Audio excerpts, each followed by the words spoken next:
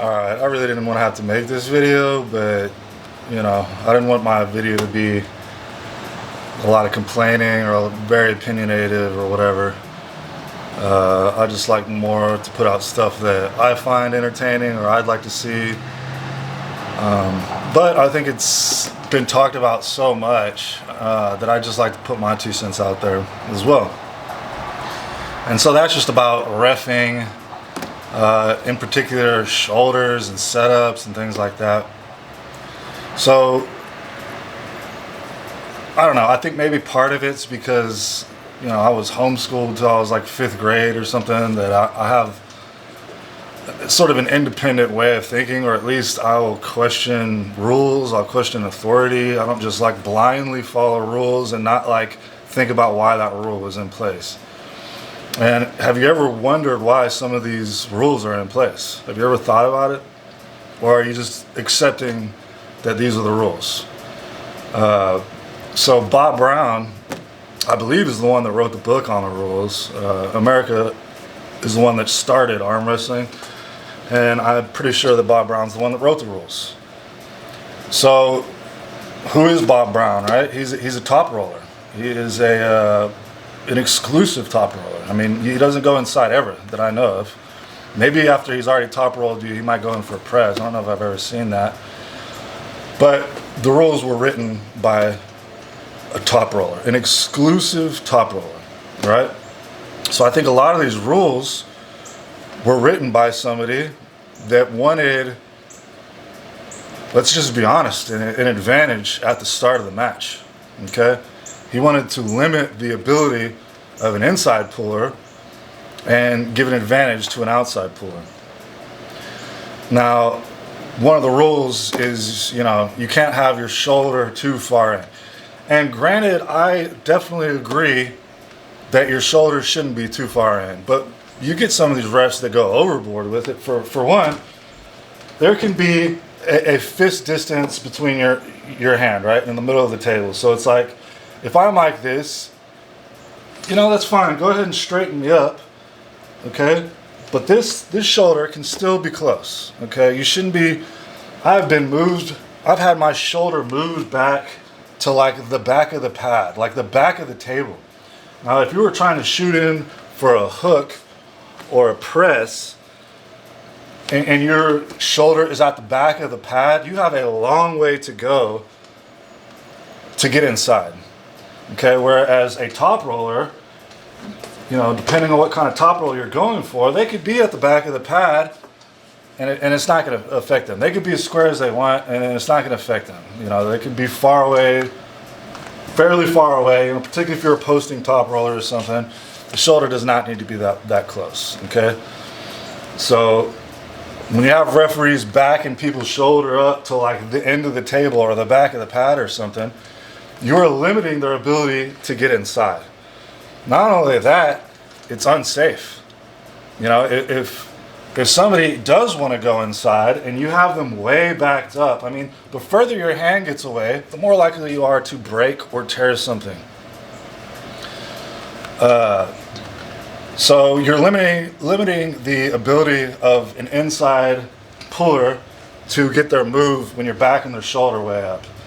And I also think if you back the competing shoulder up, because you can get them to square their shoulders up by getting the non-competing shoulder forward and not messing with their competing shoulder. You shouldn't mess with their competing shoulder, in my opinion, unless they are crossing center line, okay? That is a reasonable rule, or to where they're just impeding the referee. But in my opinion, if they're not impeding the ref's ability to get in there and get your hand set, you know, it's a dumb rule. And if you've just never thought about it, and if you can't give me a better reason why shoulders being forward or whatever is a rule, you don't understand it. You don't get it.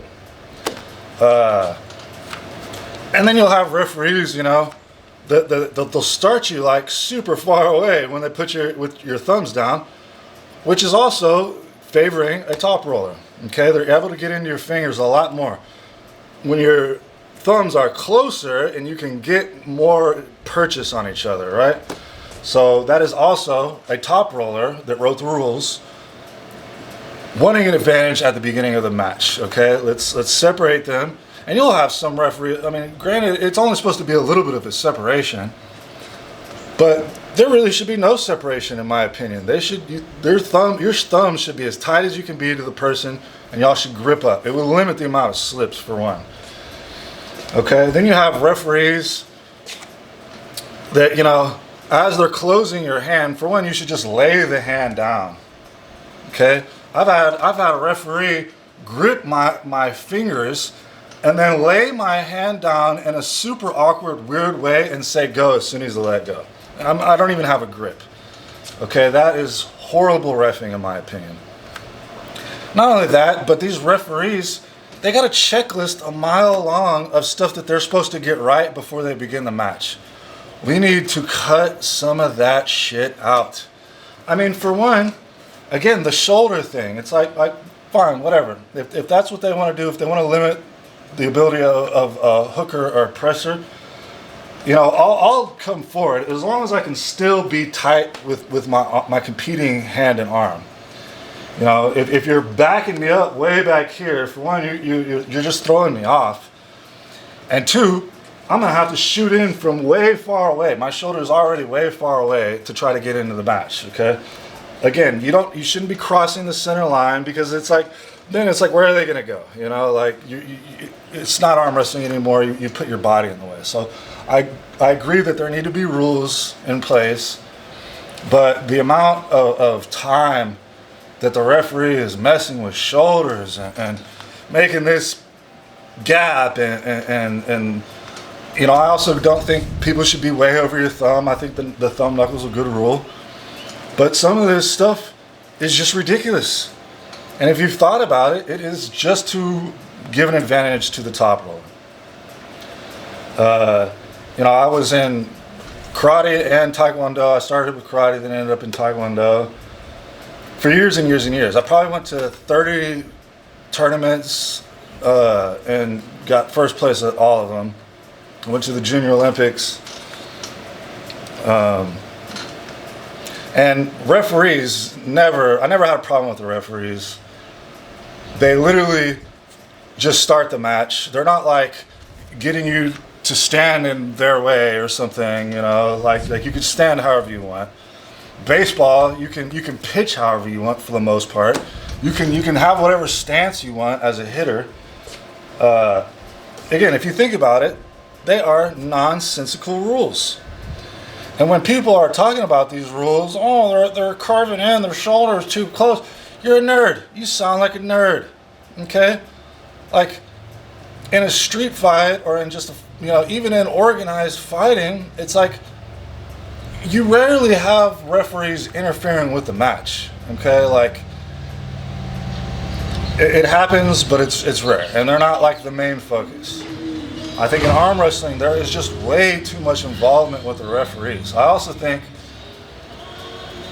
referees should be like graded at the end of it. You know, all pullers should be able to give like a tick if they think, did this referee do a good job? Yes or no?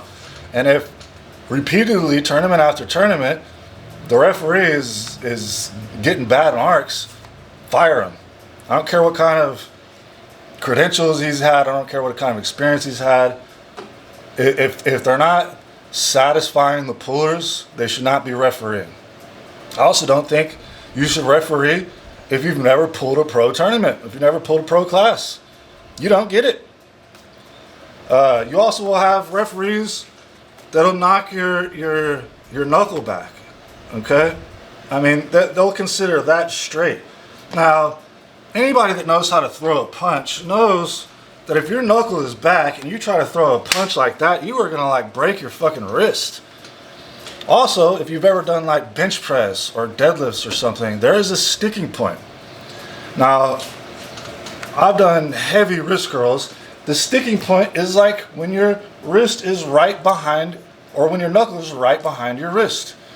Referees need to be looking at the knuckle, and if the knuckle is back at all, you have doomed them to get top rolled. They are going to be stuck there. The only option they have is a press at that point.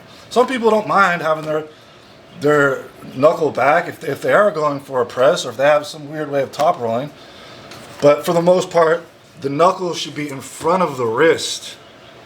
Okay? It should not be behind the wrist. That is not straight. That is straight with the knuckle in front of the wrist. You should be able to lay a ruler down, and if that ruler gets knocked back at all, or if it can't line up straight with the wrist, you have screwed somebody. Okay? So that's just another idea or another thought I have about that. So we just need to limit the involvement of the referees in the matches. Limit this checklist that they got to go through. I mean, you know, and again, going back to the shoulder thing, you have to hold on to the pad. I mean, even if I wanted to start right here, I think it should be okay, because it's like, I can't really start too crazy because I have to be able to hold on. You know, you have to hold on to the peg. So it's like you can't get too wild. You know, I'm not going to be over here. Okay, so it's like if the pullers aren't impeding the referee's ability to manipulate the hands and wrists, I think they should be able to set up however they want. It is a waste of time, and you are just basically favoring a top roller by messing with the shoulders. Don't have a huge gap again whenever you set them down. Get them closer. There doesn't need to be they don't need to be like this, so when they close their hand, they're already going to get top rolled. Don't let the knuckle go behind the wrist. These are I feel like they should be common sense things. I feel like arm wrestling is in a very early stage. Okay, we have the ability to change the rules right now. You know, there was a time when the UFC in its early years, which is kind of like similar to where arm wrestling is right now, there was no weight classes. You could pull hair, you could gouge eyes, you could hit in the nuts. I think there was no time limits for the rounds, or maybe they were like 10-minute time rounds or something like that. But basically, it was ultimate fighting. There were no rules. And you know, if you go to a bar or something, and somebody's carving on you, or their shoulder is forward, or their wrist is bent in, or whatever, you know, what are you gonna do? You're gonna ask your girlfriend to ref you? You're gonna ask your boy to back up the other guy's shoulder, or is that guy just gonna crush you? You know, make it more similar to how a fight would happen, to how a arm wrestling match would happen platonically. Okay, if that's the right word, naturally. You know. Don't impose all these rules that are going to benefit an outside guy and limit an inside guy. Let's make it who the stronger, better athlete is. Okay? Let's not just favor top rollers.